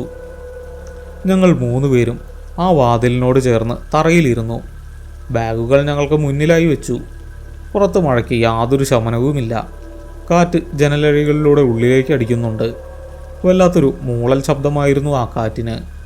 സമയം എത്രയായെന്നറിയാൻ ഒരു വഴിയുമില്ല. ഫോണുകൾ 3 നിർജ്ജീവമാണ്. എൻ്റെ കയ്യിൽ വാച്ചില്ലായിരുന്നു. അനന്തുവിൻ്റെ കയ്യിൽ ഒരു ഡിജിറ്റൽ വാച്ചുണ്ട്. പക്ഷേ അതിലെ ലൈറ്റ് വർക്ക് ചെയ്യുന്നില്ല. ഇരുട്ടിൽ സമയം നോക്കാൻ കഴിയില്ല. കുറച്ച് സമയം അങ്ങനെ കടന്നുപോയി. ഞങ്ങൾ ആരും ഒന്നും സംസാരിച്ചില്ല. എല്ലാവരും അവരവരുടെ ഭയത്തെ ഉള്ളിലൊതുക്കാൻ ശ്രമിക്കുകയായിരുന്നു. പെട്ടെന്നാണ് ആ ശബ്ദം കേട്ടത്. മുകളിലത്തെ നിലയിൽ നിന്നാണ്. ഒരു പഴയ ഇരുമ്പുകട്ടിൽ തറയിലൂടെ വലിച്ചിഴയ്ക്കുന്നത് പോലൊരു ശബ്ദം. വളരെ പതുക്കെയാണ് ആ ശബ്ദം തുടങ്ങിയത്. പിന്നെ അതിൻ്റെ ശക്തി കൂടി. ഞങ്ങൾ 3 പേരും ശ്വാസമടക്കി പിടിച്ച് മുകളിലേക്ക് നോക്കി. ഹരി, മുകളിൽ ആൾക്കാരുണ്ട്, ശ്രീകുട്ടൻ പതിഞ്ഞ ശബ്ദത്തിൽ പറഞ്ഞു. സീനിയേഴ്സ് ആയിരിക്കും. അനങ്ങാതെ ഇരിക്കേ. റാഗിങ് എന്തെങ്കിലും ആണെങ്കിൽ നമ്മൾ വെറുതെ വിടും, അനന്ത് പറഞ്ഞു. അവൻ പറഞ്ഞതിൽ കാര്യമുണ്ട്. അന്ന് റാഗിങ് വളരെ കൂടുതലുള്ള കാലമായിരുന്നു. ഒരുപക്ഷെ ബിനു മുകളിലേക്ക് പോയതായിരിക്കും. അവിടുത്തെ പിള്ളേരുമായി അവന് മുമ്പ് തന്നെ പരിചയം കാണും. അവൻ ഞങ്ങളെ പറ്റിച്ചതാണെങ്കിലോ? ഒരുപാട് ചിന്തകൾ എൻ്റെ മനസ്സിലൂടെ കടന്നുപോയി. ശബ്ദം നിന്നു. മഴയുടെ ശബ്ദം മാത്രം. ഞാൻ പതുക്കെ എഴുന്നേറ്റു. കാലുകൾ കഴയ്ക്കുന്നുണ്ടായിരുന്നു. ആ ഇരുട്ടിലൂടെ ഞാൻ ജനലിൻ്റെ അടുത്തേക്ക് ചെന്ന് പുറത്തേക്ക് നോക്കി. വലിയ മരങ്ങൾ കാറ്റിൽ ആടി ഉലയുന്നുണ്ട്. ഈ കെട്ടിടം ഒരു കാടിന് നടുവിലാണെന്ന് എനിക്ക് തോന്നി. പെട്ടെന്ന് എൻ്റെ കാതുകൾക്ക് തൊട്ടുപിന്നിലായി ഞാനൊരു ശബ്ദം കേട്ടു. ആരോ ഒരാൾ ദീർഘമായി നിശ്വസിക്കുന്ന ശബ്ദം. വളരെ അടുത്തു നിന്നാണ് ആ ശബ്ദം കേട്ടത്. ഞാൻ ഞെട്ടിത്തിരിഞ്ഞു. ആരുമില്ല. അനന്തവും ശ്രീകുട്ടനും വാതിലിനടുത്ത് തന്നെ ഇരിക്കുകയാണ്. അവർക്ക് അവിടെ നിന്ന് ഇത്ര വേഗം എൻ്റെ അടുത്തേക്ക് വരാൻ കഴിയില്ല. പിന്നെ ആരാണ് എൻ്റെ തൊട്ടുപിന്നിൽ നിന്നത്? എൻ്റെ തൊണ്ട വരളാൻ തുടങ്ങി. ഞാൻ വേഗത്തിൽ നടന്ന് അനന്തുവിൻ്റെയും ശ്രീകുട്ടൻ്റെയും നടുവിലായിരുന്നു. എന്താടാ, എന്തു പറ്റി? എൻ്റെ മാറ്റം കണ്ട് അനന്ത് ചോദിച്ചു. ഒന്നുമില്ല, നല്ല തണുപ്പ്, ഞാൻ കള്ളം പറഞ്ഞു. ഞങ്ങൾ വീണ്ടും നിശബ്ദരായി. സമയം ഇഴഞ്ഞു നീങ്ങുന്നത് പോലെ തോന്നി. അപ്പോഴാണ് ആ കാലൊച്ചകൾ കേട്ടു തുടങ്ങിയത്. മുകളിലത്തെ നിലയിൽ കൃത്യമായി ഞങ്ങളുടെ തലയ്ക്ക് മുകളിലായി വലിയ ബൂട്ടിട്ട് ആരോ നടക്കുന്ന ശബ്ദം. വളരെ സാവധാനത്തിലാണ് ആ നടത്തം. ഇടനാഴിയിലൂടെ ഒരറ്റത്തു നിന്നും മറ്റേ അറ്റത്തേക്ക് ഒരാൾ മാത്രം. ആ കാൽച്ചുവടുകൾക്ക് വല്ലാത്തൊരു ഭാരമുണ്ടായിരുന്നു. ഓരോ ചുവട് വയ്ക്കുമ്പോഴും മുകളിലത്തെ തടിപ്പലകകൾ ഞെരിയുന്ന ശബ്ദം ഞങ്ങൾക്ക് കേൾക്കാമായിരുന്നു. ഞങ്ങൾ മുകളിലേക്ക് തന്നെ നോക്കിയിരുന്നു പോയി. ആ നടത്തം ഞങ്ങളുടെ തലയ്ക്ക് മുകളിലെത്തുമ്പോൾ എൻ്റെ ഹൃദയമിടിപ്പ് കൂടും. അവിടെ നിന്ന് മാറിപ്പോകുമ്പോൾ ചെറിയൊരു ആശ്വാസം തോന്നും. ഏകദേശം 10 മിനിറ്റോളം ആ നടത്തം തുടർന്നു. പിന്നെ അത് പെട്ടെന്ന് നിന്നു. എന്തോ വരാൻ പോകുന്നു എന്നൊരു തോന്നൽ എൻ്റെ ഉള്ളിലുണ്ടായി. ഞാൻ വാതിലിൻ്റെ മുകൾ ഭാഗത്തെ ചെറിയ വിടവിലൂടെ പുറത്തേക്ക് നോക്കി നിൽക്കുകയായിരുന്നു. പെട്ടെന്നൊരു ശബ്ദം കേട്ടു. മുറ്റത്തെവിടെയോ ആണ്. മുകളിൽ നിന്നും ഭാരമുള്ള എന്തോ ഒന്ന് താഴേക്ക് വീണതുപോലെയുള്ള ശബ്ദം. ആ ശബ്ദം കേട്ടതും ശ്രീകുട്ടൻ പേടിച്ച് നിലവിളിച്ചു പോയി. അനന്തു എൻ്റെ കയ്യിൽ മുറുകെ പിടിച്ചു. അവൻ്റെ കൈകൾ ഐസ് പോലെ തണുത്തിട്ടുണ്ടായിരുന്നു. എന്താടാ അത്? അനന്തു കരച്ചിലിൻ്റെ വക്കിലായിരുന്നു. എനിക്കറിയില്ല. ഞാൻ എഴുന്നേൽക്കാൻ ശ്രമിച്ചു. കാലുകൾ വിറയ്ക്കുന്നുണ്ടായിരുന്നു. ഞാൻ പതുക്കെ ജനലിനടുത്തേക്ക് നടന്നു. പൊടി പിടിച്ച ആ ഗ്ലാസ്സിലൂടെ ഞാൻ പുറത്തേക്ക് നോക്കി. മിന്നൽ വെളിച്ചത്തിൽ ഞാൻ ആ മുറ്റം വ്യക്തമായി കണ്ടു. മഴവെള്ളം കെട്ടി നിൽക്കുന്ന ആ മുറ്റത്ത് ഒന്നും ഉണ്ടായിരുന്നില്ല. മുകളിൽ നിന്നും ഒന്നും താഴേക്ക് വീണിട്ടുമില്ല. മുറ്റം പൂർണ്ണമായും ശൂന്യമായിരുന്നു. പിന്നെ ഞങ്ങൾ കേട്ട ആ ശബ്ദം എന്തായിരുന്നു? ഞാൻ തിരിഞ്ഞു നടക്കാൻ തുടങ്ങുമ്പോഴാണ് ജനലിൻ്റെ ഗ്ലാസ്സിൽ എൻ്റെ നോട്ടം മുടക്കിയത്. പുറത്തുനിന്നും ആരോ ആ ഗ്ലാസ്സിൽ കൈവിരലുകൾ അമർത്തി വെച്ചിരിക്കുന്നു. 5 വിരലുകളുടെയും പാടുകൾ ആ പൊടിയിൽ കൃത്യമായി പതിഞ്ഞിട്ടുണ്ട്. ആ കൈപ്പത്തി സാവധാനം താഴേക്ക് ഊർന്നിറങ്ങുന്ന പാട് ആ ഗ്ലാസ്സിലുണ്ടായിരുന്നു. എനിക്ക് അവിടെ നിൽക്കാൻ കഴിഞ്ഞില്ല. ഞാൻ ഓടി വന്ന് അനന്തുവിൻ്റെ അടുത്തേക്കിരുന്നു. ഹരി, നമ്മളിവിടുന്ന് ജീവനോടെ പുറത്ത് കിടക്കില്ലടാ, ഞാൻ പറഞ്ഞു. ശ്രീകുട്ടൻ കരയാൻ തുടങ്ങി. ഒന്നുമില്ല ശ്രീ, ഒന്നുമില്ല. നേരം വെളുക്കാൻ ഇനി അധികം സമയമില്ല. വെളിച്ചം വന്നാൽ നമുക്ക് പോകാം, ഞാൻ അവനെ ആശ്വസിപ്പിച്ചു. പക്ഷേ ആ രാത്രി അത്ര പെട്ടെന്ന് അവസാനിക്കാൻ പോകുന്നില്ല എന്ന് എനിക്ക് ഉറപ്പായിരുന്നു. ഇരുട്ടിന് കട്ടി കൂടുന്നത് പോലെ എനിക്ക് തോന്നി. ആ ഹാളിലെ തണുപ്പ് ഞങ്ങളുടെ എല്ലുകളിലേക്ക് അരിച്ചിറങ്ങുകയായിരുന്നു. മുകളിൽ നിന്നും വീണ്ടും ആ ഇരുമ്പുകട്ടിൽ വലിച്ചിഴയ്ക്കുന്ന ശബ്ദം കേട്ടു തുടങ്ങി. ഇത്തവണ അത് ഗോവണിയുടെ തൊട്ടടുത്തു നിന്നായിരുന്നു. ആ കട്ടിൽ വലിക്കുന്ന ശബ്ദം പെട്ടെന്ന് നിലച്ചു. ഞങ്ങളുടെ കണ്ണുകൾ ആ മരഗോവണിയിലേക്കായിരുന്നു. ഇരുട്ടിൽ അത് മുകളിലേക്ക് നീളുന്ന ഒരു ഗുഹ പോലെ തോന്നിച്ചു. പെട്ടെന്ന് അവിടെ എന്തോ അനങ്ങുന്നത് പോലെ എനിക്ക് തോന്നി. ഗോവണിയുടെ ഏറ്റവും മുകളിലത്തെ പടിയിൽ ഒരു നിഴൽ. കനത്ത ഇരുട്ടിലും അതിനേക്കാൾ കറുത്ത ഒരു രൂപം അവിടെ നിൽക്കുന്നത് പോലെ. ഞാൻ കണ്ണുകൾ തിരുമ്മി ഒന്നുകൂടി സൂക്ഷിച്ചു നോക്കി. എൻ്റെ തോന്നലല്ല, അതൊരു രൂപം തന്നെയാണ്. മനുഷ്യരുടേതുപോലൊരു രൂപം. അനന്തു, ഞാൻ പതുക്കെ വിളിച്ചു. എന്താടാ? അവൻ വിറയ്ക്കുന്ന ശബ്ദത്തിൽ ചോദിച്ചു. ഗോവണിയുടെ മുകളിലേക്ക് നോക്ക്, ഞാൻ പതിഞ്ഞ സ്വരത്തിൽ പറഞ്ഞു. അവൻ അങ്ങോട്ട് നോക്കി. അവൻ്റെ ശ്വാസം നിലയ്ക്കുന്നത് ഞാൻ അറിഞ്ഞു. ആ നിഴൽ രൂപം പതുക്കെ താഴേക്ക് ഇറങ്ങാൻ തുടങ്ങിയിരുന്നു. ഒച്ചയൊന്നുമില്ല. കാലടികൾ നിലത്തമരുന്ന ശബ്ദവുമില്ല. വെറുമൊരു നിഴൽ മാത്രം. പടിപടിയായി അത് താഴേക്ക് വരികയാണ്. ശ്രീകുട്ട, എഴുന്നേൽക്ക്. അനന്തു ശ്രീകുട്ടനെ തട്ടി ഉണർത്തി. ശ്രീകുട്ടൻ കരഞ്ഞു കരഞ്ഞ് മയങ്ങിപ്പോയിരുന്നു. അവൻ ഞെട്ടി ഉണർന്നു. എന്താടാ? അവൻ ചോദിച്ചു. ശബ്ദമുണ്ടാക്കാതെ അങ്ങോട്ട് നോക്ക്, അനന്തു അവനോട് പറഞ്ഞു. ശ്രീകുട്ടനും ആ രൂപം കണ്ടു. അവൻ്റെ കണ്ണുകൾ ഭയം കൊണ്ട് വിടർന്നു. അവനെന്തോ പറയാൻ വാ തുറന്നതും ഞാൻ അവൻ്റെ വായ പൊത്തിപ്പിടിച്ചു. ഒരു ശബ്ദവും ഉണ്ടാക്കാൻ പാടില്ല. അതെന്താണെങ്കിലും അത് നമ്മളെ കാണാൻ പാടില്ല. ഞങ്ങൾ 3 പേരും ബാഗുകൾക്ക് പിന്നിലായി ആ ഇരുമ്പുവാതിലിനോട് ചേർന്ന് ഒതുങ്ങിയിരുന്നു. ആ രൂപം ഗോവണിയുടെ പകുതിയോളം എത്തിയിരുന്നു. അതിന് മുഖമില്ലായിരുന്നു. കണ്ണുകളോ മൂക്കോ ഒന്നുമില്ല. കറുത്ത പുക പോലൊരു രൂപം. പക്ഷെ അതിന് കൃത്യമായൊരു മനുഷ്യൻ്റെ ആകൃതി ഉണ്ടായിരുന്നു. പെട്ടെന്ന് അത് നിന്നു. ഗോവണിയുടെ പകുതിയിൽ വെച്ച് അതിൻ്റെ തല ഞങ്ങളുടെ നേർക്ക് തിരിയുന്നത് പോലെ തോന്നി. അത് ഞങ്ങളെ കാണുന്നുണ്ടോ? എനിക്കറിയില്ലായിരുന്നു. വിയർപ്പെൻ്റെ നെറ്റിയിലൂടെ ഒഴുകി കണ്ണുകളിലേക്ക് ഇറങ്ങി. കണ്ണുകൾ പുകയുന്നുണ്ടായിരുന്നു. എങ്കിലും ഞാൻ ആ രൂപത്തിൽ നിന്ന് നോട്ടം മാറ്റിയില്ല. കുറച്ചു നേരം അത് അങ്ങനെ തന്നെ നിന്നു. പിന്നെ പതുക്കെ അത് ഗോവണിയിലൂടെ മുകളിലേക്ക് തന്നെ കയറിപ്പോയി. അത് പൂർണ്ണമായും കാഴ്ചയിൽ നിന്നും മറയുന്നതുവരെ ഞങ്ങൾ അനങ്ങിയില്ല. അത് പോയതിനു ശേഷം എനിക്ക് ശ്വാസം നേരെ വീണതുപോലെ തോന്നി. ശ്രീകുട്ടൻ എൻ്റെ കൈകളിലേക്ക് വീണു. അവൻ വല്ലാതെ വിറയ്ക്കുന്നുണ്ടായിരുന്നു. എന്താടാ അത്? എന്നെ വീട്ടിൽ കൊണ്ടാക്കടാ ഹരി, എനിക്കിനി ഇവിടെ നിൽക്കണ്ട. അവൻ കരയാൻ തുടങ്ങി. ശ്രീ, നീ ഒന്നടങ്ങ്, നമുക്ക് എങ്ങനെയെങ്കിലും ഇവിടുന്ന് രക്ഷപ്പെടാം. ഞാൻ അവനെ സമാധാനിപ്പിക്കാൻ നോക്കി. സമയം എത്രയായെന്ന് ഒരു ഊഹവുമില്ല. ഒരുപക്ഷെ പാതിരാത്രി കഴിഞ്ഞിരിക്കാം. മഴയുടെ ശക്തി അല്പം കുറഞ്ഞിട്ടുണ്ട്. പക്ഷെ കാറ്റിന് നല്ല ശക്തിയുണ്ട്. പെട്ടെന്ന് എൻ്റെ പോക്കറ്റിൽ കിടന്ന ഫോൺ വൈബ്രേറ്റ് ചെയ്തു. ഞാൻ ഞെട്ടിപ്പോയി. ചാർജ് തീർന്ന് ഓഫായ ഫോണാണ്. ഞാൻ വേഗം ഫോൺ പുറത്തെടുത്തു. സ്ക്രീനിൽ വെളിച്ചമുണ്ട്. ഒരു കോൾ വരികയാണ്. സ്ക്രീനിലെ പേര് കണ്ടപ്പോൾ എൻ്റെ ചോര മരവിച്ചു പോയി. ബിനു കോളിംഗ്. ഫോൺ സൈലൻറ്റ് മോഡിലായിരുന്നു. അതുകൊണ്ട് റിംഗ് ടോൺ കേട്ടില്ല. വൈബ്രേഷൻ മാത്രമാണ് ഉണ്ടായിരുന്നത്. ഞാൻ വിറയ്ക്കുന്ന കൈകളോടെ ആ ഫോണിലേക്ക് തന്നെ നോക്കിയിരുന്നു. എടുക്കണോ വേണ്ടയോ? ആരടാ അത്? അനന്തു ചോദിച്ചു. ഞാൻ ഫോണിൻ്റെ സ്ക്രീൻ അവന് നേരെ തിരിച്ചു. അവൻ്റെ മുഖത്തും ഭയം നിറഞ്ഞു. എടുക്കണ്ട, കട്ടാക്കിയേക്ക്, അവൻ പറഞ്ഞു. ഞാൻ കോൾ കട്ട് ചെയ്യാൻ ശ്രമിച്ചു. പക്ഷേ ഫോൺ ഹാങ് ആയതുപോലെ സ്വിച്ചുകളൊന്നും വർക്ക് ചെയ്യുന്നില്ല. ഫോൺ തുടർച്ചയായി വൈബ്രേറ്റ് ചെയ്തുകൊണ്ടിരുന്നു. അവസാനം ആ കോൾ തനിയെ അറ്റൻഡായി. സ്പീക്കർ തനിയെ ഓണായി. ആദ്യം കേട്ടത് വലിയൊരു കാറ്റിൻ്റെ ഇരമ്പലായിരുന്നു. പിന്നെ മഴയുടെ ശബ്ദവും. അതിനിടയിലൂടെ ഒരു ശബ്ദം വ്യക്തമായി കേട്ടു. ഹരി. അത് ബിനുവിൻ്റെ ശബ്ദമായിരുന്നു. പക്ഷേ അതിൽ വല്ലാത്തൊരു ദൈന്യതയുണ്ടായിരുന്നു. വല്ലാതെ ബുദ്ധിമുട്ടി സംസാരിക്കുന്നത് പോലെ. ബിനു, നീ എവിടെയാടാ? ഞങ്ങളിവിടെ താഴെ ഹാളിൽ കുടുങ്ങിയിരിക്കുക. നീ എങ്ങോട്ട് പോയി? ഞാൻ ചോദിച്ചു. എൻ്റെ ശബ്ദം വിറയ്ക്കുന്നുണ്ടായിരുന്നു. അപ്പുറത്തു നിന്നൊരു മറുപടിയും വന്നില്ല. വീണ്ടും ആ കാറ്റിൻ്റെ ശബ്ദം മാത്രം. ബിനു, ഞാൻ വീണ്ടും വിളിച്ചു.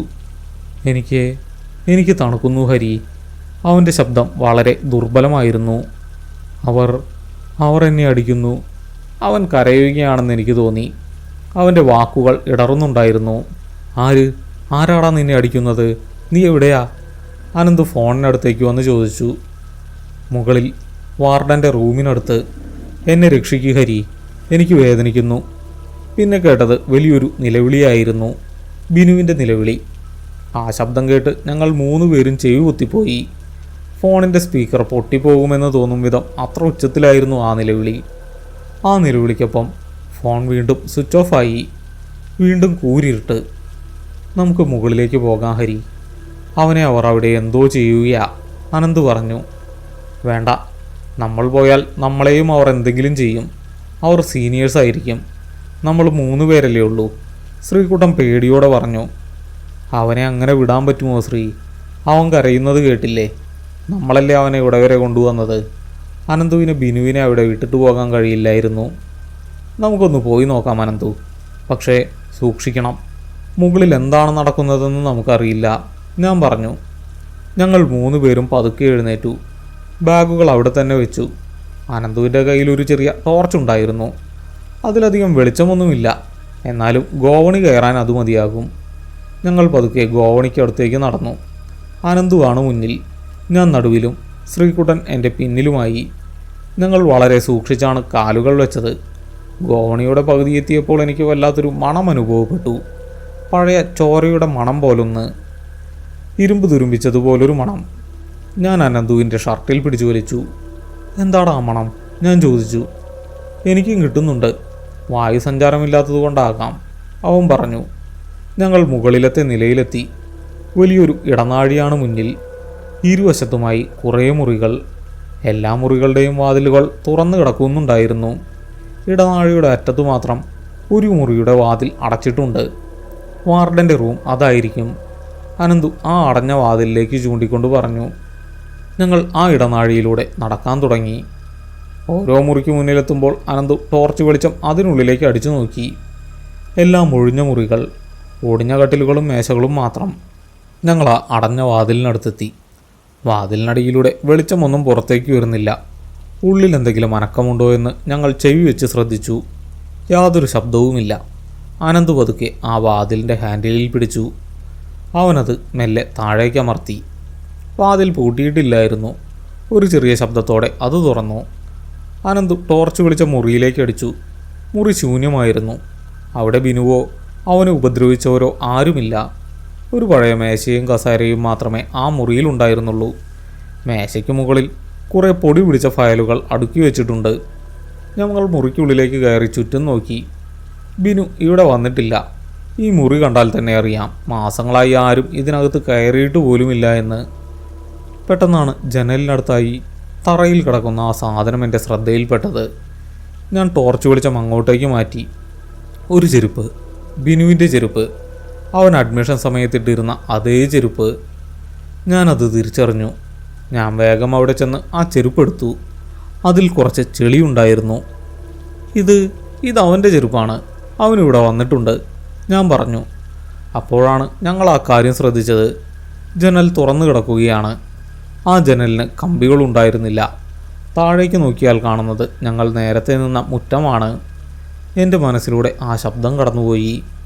താഴെ മുറ്റത്തെന്തോ വലിയ ഭാരം വന്നു വീണ ശബ്ദം. ബിനുവിൻ്റെ ഫോൺ കോൾ, അവൻ്റെ നിലവിളി. ഞാൻ ജനലിനടുത്തേക്ക് ചെന്ന് താഴേക്ക് നോക്കി. അവിടെ കൂരിരുട്ട് മാത്രമായിരുന്നു. പെട്ടെന്ന് ആ മുറിയുടെ വാതിൽ വലിയ ശബ്ദത്തോടെ അടഞ്ഞു. ഞങ്ങൾ 3 പേരും ഞെട്ടി ഉറച്ചുപോയി. ശ്രീകുട്ടൻ നിലവിളിച്ചുകൊണ്ട് എൻ്റെ അടുത്തേക്ക് ഓടി വന്നു. അനന്ത് വേഗം അടഞ്ഞ വാതിലിനടുത്തേക്ക് പോയി അതിൻ്റെ ഹാൻഡിലിൽ പിടിച്ചു വലിച്ചു. തുറക്കുന്നില്ലടാ ഹരി, ഇത് ലോക്കായിപ്പോയി, അവൻ പരിഭ്രാന്തിയോടെ വിളിച്ചു പറഞ്ഞു. ഞാൻ ജനലിനടുത്ത് നിന്ന് ഓടിച്ചെന്ന് ആ വാതിലിൽ പിടിച്ചു വലിച്ചു. താഴത്തെ ഹാളിലെ വാതിൽ പോലെ അതും 1 ഇഞ്ച് പോലും അനങ്ങിയില്ല. പുറത്തുനിന്നും ആരോ താഴിട്ട് കൂട്ടിയതുപോലെ. ആ ചെറിയ മുറിയിൽ ഇരുട്ടിൽ ഞങ്ങൾ 3 പേരും കുടുങ്ങി. നമ്മളിനി എന്തു ചെയ്യും? അവൻ്റെ ചെരുപ്പ് ഇവിടെ ഉണ്ടല്ലോ, അവനെ അവർ താഴേക്കിട്ടതാണോ? ശ്രീകുട്ടൻ്റെ ശബ്ദം കരച്ചിലിനും അപ്പുറമായിരുന്നു. എനിക്കറിയില്ല ശ്രീ, എനിക്കൊന്നും മനസ്സിലാകുന്നില്ല. ഞാൻ ബിനുവിൻ്റെ ചെരുപ്പിലേക്ക് നോക്കി. അനന്തുവിൻ്റെ കയ്യിലുള്ള ചെറിയ ടോർച്ചിൻ്റെ വെളിച്ചം മങ്ങിത്തുടങ്ങിയിരുന്നു. ബാറ്ററി തീരാറായി എന്ന് തോന്നുന്നു. ആ മങ്ങിയ വെളിച്ചത്തിൽ ഞങ്ങൾ ആ മുറി ഒന്നുകൂടി പരിശോധിച്ചു. ഒരു മേശ, ഒരു കസേര, കുറച്ച് ഫയലുകൾ, അതല്ലാതെ വേറെ ഒന്നുമില്ല. അനന്തു, ആ ടോർച്ചൊന്ന് ആ ഫയലുകൾക്കടുത്തേക്ക് അടിച്ചേ, ഞാൻ പറഞ്ഞു. അവൻ വെളിച്ചം മേശയിലേക്ക് തിരിച്ചു. ഞാൻ ആ മേശയ്ക്കടുത്തേക്ക് നടന്നു. പൊടി പിടിച്ച ഫയലുകൾ. അതിലൊന്നിൻ്റെ പുറത്ത് പകുതി മാഞ്ഞ അക്ഷരങ്ങളിൽ ഇങ്ങനെ എഴുതിയിരുന്നു: ഹോസ്റ്റൽ അഡ്മിഷൻ രജിസ്റ്റർ 2008. 2008ഓ? അതായത് ഈ വർഷം. ഈ വർഷത്തെ രജിസ്റ്റർ എന്തിനാണ് ഈ പൊടി പിടിച്ച മേശപ്പുറത്ത്? ഞാൻ പതുക്കെ ആ ഫയൽ തുറന്നു. അവസാനമായി അതിലെഴുതിയിട്ടുള്ള പേരുകൾ ഞാൻ വായിച്ചു നോക്കി. ചില പേരുകൾ എനിക്ക് പരിചിതമായി തോന്നി. അഡ്മിഷൻ സമയത്ത് അവിടെ ഉണ്ടായിരുന്ന ചില കുട്ടികളുടെ പേരുകൾ. ഞാൻ താളുകൾ മറിച്ചു. അവസാനത്തെ പേജിലെ അവസാനത്തെ വരിയിൽ എൻ്റെ കണ്ണുകൾ ഉടക്കി. അവിടെ എഴുതിയിരുന്ന പേര് കണ്ട് എൻ്റെ നെഞ്ചിലൊരു കൊള്ളിയാൻ മിന്നി. ബിനു TP. അവൻ്റെ പേരിന് നേരെ ചുവന്ന മഷിയിൽ വലിയ അക്ഷരത്തിൽ എന്തോ എഴുതിയിട്ടുണ്ടായിരുന്നു. ടോർച്ചിൻ്റെ വെളിച്ചം കൂടുതൽ മങ്ങിയതിനാൽ എനിക്ക് വ്യക്തമായി വായിക്കാൻ കഴിഞ്ഞില്ല. ഞാൻ ഫയൽ ടോർച്ചിനടുത്തേക്ക് കൊണ്ടുപോയി സൂക്ഷിച്ചു നോക്കി. ക്യാൻസൽഡ്, ഡിസീസ്ഡ്, റദ്ദാക്കി, മരണപ്പെട്ടു. എൻ്റെ ശ്വാസം തൊണ്ടയിൽ കുടുങ്ങി. ഡിസീസ്ഡ് എന്നുവെച്ചാൽ മരണപ്പെട്ടെന്നോ? ഞാൻ എന്തോ സംബന്ധമാണ് ഈ വായിക്കുന്നത്? ഇന്ന് രാത്രി വരെ അവൻ ഞങ്ങളുടെ കൂടെ ഉണ്ടായിരുന്നില്ലേ? അവൻ്റെ ഫോൺ കോൾ ഞാൻ കേട്ടതല്ലേ? എന്താടാ അതിൽ? അനന്തു എൻ്റെ അരികിലേക്ക് വന്നു. ഞാൻ ആ പേജ് അവന് കാണിച്ചു കൊടുത്തു. അവനത് വായിച്ചു. അവൻ്റെ കണ്ണുകൾ ഭയം കൊണ്ട് വിടരുന്നത് ഞാൻ കണ്ടു. ഇതെന്താ ഇങ്ങനെ? അവൻ മരിച്ചെന്നോ? അപ്പോൾ നമ്മൾ കൂടെ കൊണ്ടുവന്നത്? അവൻ്റെ ശബ്ദം പാതിയിൽ മുറിഞ്ഞു. അറിയില്ല, ഇതൊക്കെ എന്നെക്കൊണ്ട് താങ്ങാൻ പറ്റുന്നില്ല. ഞാൻ ഫയൽ മേശപ്പുറത്തേക്ക് തന്നെ ഇട്ടു. പെട്ടെന്ന് മുറിയിലെ തണുപ്പ് ക്രമാതീതമായി വർദ്ധിച്ചു. ഞങ്ങളുടെ വായിൽ നിന്ന് ശ്വാസം പുകയായി പുറത്തേക്ക് വരുന്നത് എനിക്ക് കാണാമായിരുന്നു. ശ്രീകുട്ടൻ പല്ലു കടിച്ചു പിടിച്ച് വിറയ്ക്കാൻ തുടങ്ങി. ടോർച്ചിൻ്റെ വെളിച്ചം പെട്ടെന്നണഞ്ഞു. ബാറ്ററി പൂർണ്ണമായും തീർന്നിരിക്കുന്നു. കനത്ത് ഇരുട്ട് ഞങ്ങളെ മൂടി. മിന്നൽ വെളിച്ചം ഇടയ്ക്കിടെ ജനലിലൂടെ മുറിയിലേക്ക് വീഴുന്നുണ്ടായിരുന്നു. ആ വെളിച്ചത്തിൽ മാത്രമാണ് ഞങ്ങൾക്ക് പരസ്പരം കാണാൻ കഴിഞ്ഞത്. ഞങ്ങൾ 3 പേരും മേശയുടെ അടുത്തായി തറയിലിരുന്നു. അപ്പോഴാണ് ആ ശബ്ദം വീണ്ടും കേട്ടത്. ഇത്തവണ അത് മുറിക്കുള്ളിൽ നിന്ന് തന്നെയായിരുന്നു. പഴയ ടൈപ്പ് റൈറ്ററിൽ നിന്ന് ടൈപ്പ് ചെയ്യുന്നത് പോലെയുള്ള ശബ്ദം. ആ മേശയുടെ മുകളിൽ നിന്നാണ് അത് കേൾക്കുന്നത്. ഞങ്ങൾ 3 പേരും ശ്വാസം അടക്കി പിടിച്ച് ആ ശബ്ദം ശ്രദ്ധിച്ചു. മുറിയിൽ ടൈപ്പ് റൈറ്റർ ഉണ്ടായിരുന്നില്ല എന്ന് എനിക്ക് ഉറപ്പാണ്. പിന്നെ എവിടെ നിന്നാണ് ഈ ശബ്ദം? ഞാൻ പതുക്കെ എഴുന്നേറ്റ് മേശയുടെ അടുത്തേക്ക് നീങ്ങി. മേശപ്പുറത്തൊന്നുമില്ല. പക്ഷേ ആ ശബ്ദം അവിടുന്ന് തന്നെയാണ് കേൾക്കുന്നത്. ആരോ ഇരുന്ന് ടൈപ്പ് ചെയ്യുന്നത് പോലെ. ഓരോ കീ അമർത്തുമ്പോഴും ഉണ്ടാകുന്ന ആ ശബ്ദം മുറിയിൽ മുഴങ്ങിക്കേട്ടു. പെട്ടെന്നത് നിന്നു. എൻ്റെ തൊട്ടു പിന്നിൽ നിന്നായി ശ്രീകുട്ടൻ്റെ വിറയാർന്ന ശബ്ദം ഞാൻ കേട്ടു. ഹരി, അവിടെ ജനലിൻ്റെ അടുത്ത്. ഞാൻ തിരിഞ്ഞു നോക്കി. മിന്നൽ വെളിച്ചത്തിൽ ഞാൻ ആ കാഴ്ച കണ്ടു. ജനലിൻ്റെ കമ്പികളില്ലാത്ത വിടവിനടുത്തായി ഒരാൾ നിൽക്കുന്നു. കറുത്തൊരു നിഴൽ രൂപം. ഗോവണിയിൽ കണ്ട അതേ രൂപം. പക്ഷേ ഇത്തവണ അത് ഞങ്ങൾക്ക് നേരെ തിരിഞ്ഞു നിൽക്കുകയായിരുന്നു. അതിന് മുഖമില്ലായിരുന്നു. പക്ഷേ അത് ഞങ്ങളെ തന്നെ നോക്കുകയാണെന്ന് എനിക്ക് തോന്നി. ആ രൂപം പതുക്കെ അതിൻ്റെ കൈകൾ ഉയർത്തി. ഒരു കൈ ജനൽപ്പടിയിൽ വെച്ചു. മറ്റേ കൈ അതിൻ്റെ നെഞ്ചോട് ചേർത്ത് പിടിച്ചിരുന്നു. അതെന്തോ പറയാൻ ശ്രമിക്കുന്നത് പോലെ തോന്നി. പക്ഷെ ശബ്ദമൊന്നും പുറത്തു വന്നില്ല. പകരം ആ മുറിയിലാകെ വളരെ നേർത്തൊരു മൂളൽ ശബ്ദം നിറഞ്ഞു. തേനീച്ചകൾ മൂളുന്നത് പോലൊരു ശബ്ദം. അത് കാതുകളെ തുളച്ചു കയറുന്നത് പോലെ തോന്നി എനിക്ക്. ശ്രീകുട്ടൻ ചെവി പൊത്തി നിലവിളിക്കാൻ തുടങ്ങി. അനന്തു അവനെ ചേർത്ത് പിടിച്ചു. ഞാൻ അനങ്ങാൻ കഴിയാതെ ആ രൂപത്തെ തന്നെ നോക്കി നിന്നുപോയി. ആ രൂപം പതുക്കെ ജനൽപ്പടിയിൽ നിന്നും കൈയെടുത്തു. അതിൻ്റെ ശരീരം ചെറുതായി മുന്നോട്ടാഞ്ഞു. അത് താഴേക്ക് വീഴാൻ പോകുന്നത് പോലെ. അടുത്ത നിമിഷം ആ നിഴൽ രൂപം ജനലിലൂടെ പുറത്തേക്ക് ചാടി. അത് പോയതിനു പിന്നാലെ താഴെ മുറ്റത്ത് ആ പഴയ ശബ്ദം വീണ്ടും മുഴങ്ങി. എൻ്റെ കാലുകൾക്ക് ബലം നഷ്ടപ്പെട്ടു. ഞാൻ തറയിലേക്ക് ഇരുന്നുപോയി. എല്ലാം എൻ്റെ കൺമുന്നിൽ ഒന്നുകൂടി സംഭവിക്കുന്നത് പോലെ. ബിനുവിൻ്റെ മരണം ഞങ്ങൾ നേരിട്ട് കാണുകയാണോ? ഞങ്ങൾ 3 പേരും പരസ്പരം കെട്ടിപ്പിടിച്ച് ആ തറയിലിരുന്നു. നേരം വെളുക്കാൻ ഇനിയും മണിക്കൂറുകൾ ബാക്കിയുണ്ട്. ഈ രാത്രി ഞങ്ങളെ ജീവനോടെ വിടുമെന്ന് എനിക്ക് തോന്നിയില്ല. പുറത്ത് മഴയുടെ ശക്തി വീണ്ടും കൂടിയിരുന്നു. കാറ്റ് ഭീകരമായ ശബ്ദത്തോടെ ആ കെട്ടിടത്തെ ചുറ്റി വീശിയടിച്ചുകൊണ്ടിരുന്നു. പെട്ടെന്ന് മുറിയുടെ വാതിലിൽ ഒരു മുട്ട് കേട്ടു. ആരോ പുറത്തുനിന്ന് വാതിലിൽ അതിശക്തമായി തട്ടുകയാണ്. വാതിൽ പാളികൾ തകരുമെന്ന് തോന്നും വിധം വലിയ ശബ്ദം. തുറക്ക്, എന്നെ അകത്ത് കയറ്റ്. പുറത്തുനിന്നും ഒരു നിലവിളി. അത് ബിനുവിൻ്റെ ശബ്ദമായിരുന്നു. തുറക്ക് ഹരി, എന്നെ അകത്ത് കയറ്റ്. വാതിലിനപ്പുറത്തു നിന്നും ബിനുവിൻ്റെ ശബ്ദം. അതൊരു നിലവിളിയായി മുഴങ്ങിക്കൊണ്ടിരുന്നു. അതിനൊപ്പം വാതിലിലുള്ള അടിയുടെ ശക്തിയും കൂടി വന്നു. ആ തടിപ്പലകകൾ ഏത് നിമിഷവും തകർന്നു വീഴുമെന്ന് തോന്നി. ഹരി, തുറക്കല്ലേടാ, അതവനല്ല. അനന്തു എൻ്റെ ഷർട്ടിൽ മുറുകെ പിടിച്ചുകൊണ്ട് കരഞ്ഞു. എനിക്കറിയാമായിരുന്നു അതവനല്ലെന്ന്. ആ മേശപ്പുറത്തെ രജിസ്റ്റർ വരികൾ എൻ്റെ മനസ്സിൽ മായാതെ കിടപ്പുണ്ടായിരുന്നു. Cancelled, diseased. മരിച്ച ഒരാളെങ്ങനെയാണ് വാതിലിൽ മുട്ടുക? അനന്തു, എനിക്ക് പേടിയാവുന്നു. നമ്മൾ ചത്തുപോകുമെടാ. ശ്രീകുട്ടൻ തറയിൽ കിടന്ന് പുളയുകയായിരുന്നു. അവൻ്റെ മാനസിക നില തെറ്റിയതുപോലെ എനിക്ക് തോന്നി. വാതിലിലെ അടി പെട്ടെന്ന് നിന്നു. ആ നിലവിളിയും അവസാനിച്ചു. മുറിയിൽ വീണ്ടും ഭയാനകമായ നിശബ്ദത നിറഞ്ഞു. പുറത്തെ മഴയുടെയും കാറ്റിൻ്റെയും ശബ്ദം മാത്രം. കുറച്ചു നേരം അങ്ങനെ കടന്നുപോയി. ഞങ്ങൾ ശ്വാസമടക്കി പിടിച്ച് ആ വാതിലിലേക്ക് തന്നെ നോക്കിയിരുന്നു. അവിടെ നിന്നും പതുക്കിയൊരു പോറൽ ശബ്ദം കേൾക്കാൻ തുടങ്ങി. വാതിലിൻ്റെ താഴെ ഭാഗത്തുകൂടി ആരോ നഖം കൊണ്ട് പോറുന്നത് പോലെ. ആ ശബ്ദം എൻ്റെ നട്ടെല്ലിലൂടെ ഒരു കൊള്ളിയാനായി പാഞ്ഞു. പെട്ടെന്നാണ് ഞാൻ ആ കാര്യം ശ്രദ്ധിച്ചത്. വാതിലിനടിയിലൂടെയുള്ള ചെറിയ വിടവിലൂടെ ഉള്ളിലേക്ക് ചെറിയൊരു പ്രകാശം വരുന്നുണ്ട്. അത് മിന്നലിൻ്റെ വെളിച്ചമല്ല, വളരെ മങ്ങിയ ഒരു മഞ്ഞ വെളിച്ചം. ഹരി, വെളിച്ചം. അനന്തവും അത് കണ്ടിരുന്നു. ഞാൻ പതുക്കെ എഴുന്നേറ്റ് ആ വാതിലിനടുത്തേക്ക് നടന്നു. അനന്തു എൻ്റെ കയ്യിൽ പിടിച്ചു വലിച്ചെങ്കിലും ഞാൻ അവനെ തടഞ്ഞു. പുറത്തെന്താണ് നടക്കുന്നതെന്ന് എനിക്കറിയണമായിരുന്നു. ഞാൻ വാതിലിനടിയിലെ ആ വിടവിലൂടെ പുറത്തേക്ക് നോക്കി. ഇടനാഴിയിൽ വെളിച്ചമുണ്ട്. പഴയൊരു ട്യൂബ് ലൈറ്റ് മിന്നി കത്തുന്നുമുണ്ട്. ആ വെളിച്ചത്തിൽ ഞങ്ങളുടെ മുറിയുടെ വാതിലിന് നേരെ പുറത്തായി ഒരാൾ നിൽക്കുന്നത് ഞാൻ കണ്ടു. 2 കാലുകൾ, പാദം മുഴുവൻ തറയിൽ ഉറപ്പിക്കാതെ വിരലുകളിൽ ഊന്നി നിൽക്കുകയാണ്. ആ കാലുകളിൽ ചെളി പുരണ്ടിട്ടുണ്ടായിരുന്നു. പാൻസിൻ്റെ അറ്റം നനഞ്ഞു കീറിയിട്ടുണ്ട്. ഞാൻ പതുക്കെ നോട്ടം മുകളിലേക്ക് ഉയർത്തി. കഴുത്തുവരെ മാത്രമേ എനിക്ക് കാണാൻ കഴിഞ്ഞുള്ളൂ. പക്ഷെ ആ വേഷം എനിക്ക് വ്യക്തമായി മനസ്സിലായി. അഡ്മിഷൻ സമയത്ത് ബിനു ഇട്ടിരുന്ന അതേ നീല നിറമുള്ള ഷർട്ടും കറുത്ത പാൻസും. പെട്ടെന്ന് ആ രൂപം മുട്ടുകുത്തി താഴേക്കിരുന്നു.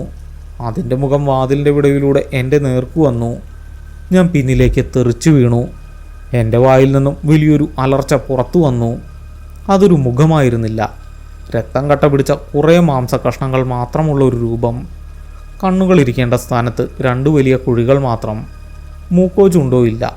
താടിയെല്ലു പൊട്ടി തകർന്ന് താഴേക്ക് തൂങ്ങിക്കിടക്കുന്നു. ആ വികൃതമായ വായ തുറന്ന് അത് വീണ്ടും എന്തോ പറയാൻ ശ്രമിച്ചു. എൻ്റെ അലർച്ച കേട്ട് അനന്തവും ശ്രീകുട്ടനും ഓടി എൻ്റെ അടുത്തേക്ക് വന്നു. ഞാൻ വാതിലിൽ നിന്നും ദൂരേക്ക് മാറിപ്പോയിരുന്നു. എന്താടാ കണ്ടത്? അനന്ത് ഭീതിയോടെ ചോദിച്ചു. എനിക്കൊന്നും പറയാൻ കഴിഞ്ഞില്ല. ഞാൻ വാതിലിലേക്ക് കൈ ചൂണ്ടി വിറച്ചുകൊണ്ടിരുന്നു. അവിടെ വെളിച്ചമണഞ്ഞിരുന്നു. വീണ്ടും കൂരിരുട്ട്. അതിനുശേഷം ആ രാത്രിയിൽ ഞങ്ങൾ പരസ്പരം ഒന്നും മിണ്ടിയില്ല. ശ്രീകുട്ടൻ എൻ്റെ മടിയിൽ തലവെച്ച് കിടന്നു. അനന്തു എൻ്റെ തോളിലേക്ക് ചാരിയിരുന്നു. ആ തണുത്ത തറയിൽ ഇരുട്ടിൽ ഞങ്ങൾ ജീവച്ചവങ്ങളെപ്പോലെ നേരം വെളുക്കാൻ വേണ്ടി കാത്തിരുന്നു. ഓരോ നിമിഷവും ഓരോ യുഗം പോലെയാണ് കടന്നുപോയത്. എപ്പോഴോ ജനലിനപ്പുറം ആകാശം ചെറുതായി വെളുക്കാൻ തുടങ്ങി. മഴയുടെ ശക്തി കുറഞ്ഞ് അതൊരു ചാറ്റൽ മഴയായി മാറിയിരുന്നു. ജനൽപ്പടിയിലൂടെ വന്ന ആദ്യ പ്രകാശകിരണം കണ്ടപ്പോൾ എൻ്റെ കണ്ണുകൾ നിറഞ്ഞുപോയി. ഞങ്ങൾ 3 പേരും ജീവനോടെയുണ്ട്. മുറിയിൽ വെളിച്ചം പരന്നപ്പോൾ ഞാൻ ആ മേശപ്പുറത്തേക്ക് നോക്കി. അവിടെ ആ ഫയലില്ലായിരുന്നു. പൊടി പിടിച്ച ആ മേശപ്പുറത്ത് ഇന്നലെ രാത്രി ഞങ്ങൾ അവിടെ വരുമ്പോൾ ഉണ്ടായിരുന്ന അതേ പൊടി മാത്രം. എൻ്റെ വിരൽപ്പാടുകൾ പോലുമില്ല. എല്ലാം എൻ്റെ തോന്നലായിരുന്നോ? ഞാൻ പതുക്കെ എഴുന്നേറ്റ് വാതിലിനടുത്തേക്ക് നടന്നു. ഹാൻഡിലിൽ പിടിച്ച് പതുക്കെ താഴേക്ക് അമർത്തി. ഒരു എതിർപ്പുമില്ലാതെ ആ വാതിൽ തുറന്നു. ഇന്നലെ രാത്രി എത്ര വലിച്ചിട്ടും തുറക്കാതിരുന്ന അതേ വാതിൽ. എഴുന്നേൽക്ക്, നമുക്ക് പോകാം. ഞാൻ അനന്തുവിനെയും ശ്രീകുട്ടനെയും വിളിച്ചു. അവർ എഴുന്നേറ്റ് എൻ്റെ അടുത്തേക്ക് വന്നു. ഞങ്ങൾ ആ ഇടനാഴിയിലൂടെ പുറത്തേക്ക് നടന്നു. എല്ലാ മുറികളുടെയും വാതിലുകൾ തുറന്നു കിടപ്പുണ്ടായിരുന്നു. എല്ലാം ഉപേക്ഷിക്കപ്പെട്ട മുറികൾ. ഗോവണി ഇറങ്ങി താഴത്തെ ഹാളിലെത്തിയപ്പോൾ ഞങ്ങളുടെ ബാഗുകൾ അവിടെ തന്നെ ഇരിക്കുന്നത് കണ്ടു. ഞങ്ങൾ വേഗം ബാഗുകളും എടുത്ത് ആ ഹാളിൽ നിന്നും പുറത്തിറങ്ങി. പുറത്തെ പ്രഭാത വെളിച്ചത്തിൽ ആ കെട്ടിടം കണ്ടപ്പോൾ ഒരുപാട് വർഷങ്ങളായി ആൾപ്പാർപ്പില്ലാതെ കിടക്കുന്ന ഒരു പ്രേതാലയം പോലെയാണ് തോന്നിയത്. ചൂരുകൾ പൊട്ടിപ്പൊളിഞ്ഞ് ജനൽ ചില്ലുകൾ തകർന്ന് വല്ലാത്തൊരു ഭീകരത. ഗേറ്റ് തുറന്ന് ഞങ്ങൾ റോഡിലേക്ക് ഓടി. കുറച്ച് ദൂരം ഓടിയപ്പോൾ ഒരു ചെറിയ വീട് കണ്ടു. ഞങ്ങൾ ആ വീടിൻ്റെ ഗേറ്റ് തുറന്ന് വരാന്തയിലേക്ക് കയറി. ഞങ്ങളുടെ കിതപ്പും ഓട്ടവും കണ്ട് ആ വീട്ടുകാർ പുറത്തേക്ക് വന്നു. ഒരു പ്രായമുള്ള മനുഷ്യനും ഭാര്യയും. എന്താ പിള്ളേരെ, എന്തു പറ്റി? നിങ്ങളിത് എവിടുന്നാണ് വരുന്നത്? ആ മനുഷ്യൻ ചോദിച്ചു. കുടിക്കാൻ കുറച്ച് വെള്ളം തരാമോ? അനന്ത് ചോദിച്ചു. അവർ വേഗം വെള്ളം കൊണ്ടുവന്ന് തന്നു. വെള്ളം കുടിച്ച് കുറച്ചൊന്ന് ശാന്തരായപ്പോൾ ഞാൻ അവരോട് അത് പറഞ്ഞു. ഞങ്ങൾ ഇന്നലെ രാത്രി വന്നതാ. പോകുന്ന വഴിക്ക് മഴ കാരണം ബസ് വേറെ വഴിയിലാണ് വന്നത്. ഞങ്ങൾ ഹോസ്റ്റലിലേക്ക് നടന്നു വരുമ്പോഴേക്കും ലേറ്റായി. ആ പഴയ കെട്ടിടത്തിലാണ് ഞങ്ങൾ കയറിയത്. ആ മനുഷ്യൻ അവിശ്വസനീയതയോടെ ഞങ്ങളെ നോക്കി. ഈ രാത്രി മുഴുവൻ നിങ്ങൾ ആ പഴയ ഹോസ്റ്റലിലാണോ നിന്നത്? അതെ, ഞാൻ പറഞ്ഞു. അത് 2 ആഴ്ച മുമ്പേ പൂട്ടിയതാണല്ലോ കുട്ടികളെ, അദ്ദേഹം പറഞ്ഞു. ഞങ്ങൾക്കൊന്നും മനസ്സിലായില്ല. പൂട്ടിയെന്നോ? ഇന്നലെ ഞങ്ങളുടെ കൂടെ അഡ്മിഷൻ സമയത്ത് പരിചയപ്പെട്ട ഒരു പയ്യനുണ്ടായിരുന്നു, ബിനു. അവൻ ഞങ്ങൾക്ക് വഴി പറഞ്ഞു തന്നു. അവൻ്റെ കൂടെയാണ് ഞങ്ങൾ അവിടെ എത്തിയത്. പിന്നെ അവനെ അവിടെ വെച്ച് കാണാതായി, ഞാൻ പറഞ്ഞു.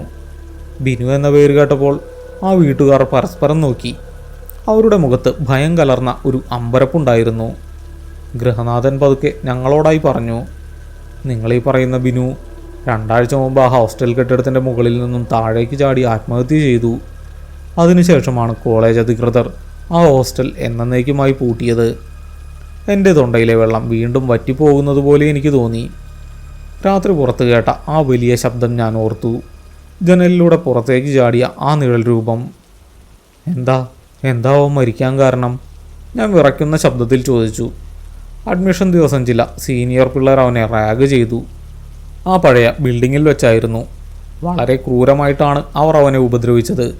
മുകളിലത്തെ നിലയിലെ വാർഡൻ്റെ പഴയ റൂമിലിട്ട് അവർ അവനെ മർദ്ദിച്ചു. ആ അപമാനവും വേദനയും സഹിക്കാൻ കഴിയാതെ അവൻ അവിടുത്തെ ജനലിലൂടെ താഴേക്ക് ചാടി. അദ്ദേഹം പറഞ്ഞു നിർത്തി. ഞങ്ങൾ 3 പേരും തരിച്ചു നിന്നുപോയി. ഇന്നലെ രാത്രി ഞങ്ങൾ കണ്ടതും കേട്ടതുമെല്ലാം ബിനു അനുഭവിച്ച അതേ കാര്യങ്ങളായിരുന്നു. അവൻ്റെ നിലവിളി, അവൻ താഴേക്ക് വീണ ശബ്ദം, ആ വാതിലിലെ മുട്ട്. അവൻ ഞങ്ങളെ അവിടേക്ക് കൂട്ടിക്കൊണ്ടുപോയത് എന്തിനായിരുന്നു? ആ രാത്രിയിലെ അവൻ്റെ അവസാന നിമിഷങ്ങൾ ഞങ്ങളെ അറിയിക്കാൻ വേണ്ടിയായിരുന്നോ? എനിക്കറിയില്ല. ആ ഗൃഹനാഥൻ വിവരം അറിയിച്ചതിനെ തുടർന്ന് അല്പസമയത്തിനകം വാർഡൻ ആ വീട്ടിലെത്തി. പുതിയ ഹോസ്റ്റലിലേക്കാണ് ഞങ്ങൾ ശരിക്കും പോകേണ്ടിയിരുന്നതെന്ന് അദ്ദേഹം പറഞ്ഞു. പഴയ കെട്ടിടം പൂട്ടിയ വിവരം ഞങ്ങൾക്ക് നൽകിയ അഡ്മിഷൻ ലെറ്ററിലുണ്ടായിരുന്നു. പക്ഷേ ഞങ്ങളത് ശ്രദ്ധിച്ചിരുന്നില്ല. വാർഡനൊപ്പം പുതിയ ഹോസ്റ്റലിലേക്ക് നടക്കുമ്പോൾ ഞാൻ ആ പഴയ കെട്ടിടത്തിലേക്ക് അവസാനമായി ഒന്ന് തിരിഞ്ഞു നോക്കി. മഴ വീണ്ടും പെയ്യാൻ തുടങ്ങിയിരുന്നു. ആ മുകളിലത്തെ ജനലരികിൽ മഴയത്ത് ഒരാൾ നിൽക്കുന്നുണ്ടോ എന്നൊരു സംശയം എനിക്കുണ്ടായി. അതെൻ്റെ വെറുമൊരു തോന്നലാകാം. പുതിയ ഹോസ്റ്റലിലെത്തിയെങ്കിലും ആ കോഴ്സ് തുടരാൻ ഞങ്ങൾക്ക് 3 പേർക്കും കഴിഞ്ഞില്ല. 2 ദിവസത്തിന് ശേഷം ഞങ്ങൾ തൃശ്ശൂരേക്ക് മടങ്ങി. കോഴിക്കോട് എന്ന നഗരം ഞങ്ങൾക്ക് എന്നേക്കുമായി ഒരു പേടി സ്വപ്നമായി മാറി. വർഷങ്ങൾ പലത് കഴിഞ്ഞു. ഇന്നും മഴയുള്ള രാത്രികളിൽ ആ പഴയ വാതിലിൽ ആരോ മുട്ടുന്ന ശബ്ദം കേട്ട് ഞാൻ ഞെട്ടി ഉണരാറുണ്ട്. തുറക്ക്, എന്നെ അകത്ത് കയറ്റ് എന്ന് പറയുന്ന ബിനുവിൻ്റെ ശബ്ദം എൻ്റെ കാതുകളിൽ ഇപ്പോഴും മുഴങ്ങാറുണ്ട്. മരിച്ചവർ നമ്മളെ വിട്ടുപോകുന്നില്ല എന്ന് ഞാൻ വിശ്വസിക്കുന്നു. അവർക്കൊരു കഥ പറയാനുണ്ടാകും. കേൾക്കാൻ നമ്മൾ തയ്യാറാകണമെന്ന് മാത്രം.